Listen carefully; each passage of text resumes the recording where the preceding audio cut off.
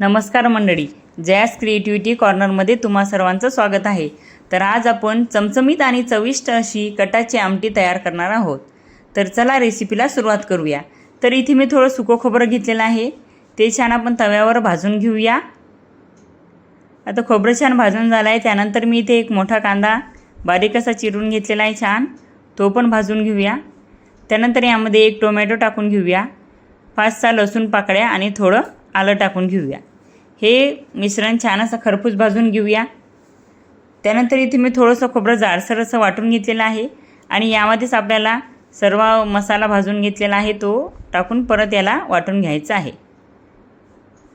तर आता बघा, मिक्सरच्या भांड्यात सगळा मसाला टाकलेला आहे। त्यानंतर यामध्ये थोडं 1 चम्मच जिरं टाकून घ्यायचं आहे। आता आपल्याला याला मिक्सरमधून छान बारीक असं वाटण तयार करून घ्यायचं आहे। तर बघा, वाटण आपलं तयार आहे। तर आता आपण आमटी बनवायला घेऊया। तर इथे मी जाडबुडाची कढई घेतलेली आहे, यामध्ये 2 पळी तेल टाकलेलं आहे। तेल छान गरम झालं आहे, त्यानंतर इथे 1 चम्मच मोहरी टाकलेली आहे। मोहरी तडतडली की त्यात थोडा कढीपत्ता टाकून घेऊया। कढीपत्ता छान झाला की यामध्ये आपण टाकणार आहोत 1 चम्मच हळद। त्यानंतर आपल्याला 3 चम्मच तिखट लागणार आहे, कारण की आमटी ही झणझणीतच छान लागते। त्यानंतर इथे मी आता 2 चम्मच धनेपूड टाकून घेणार आहे।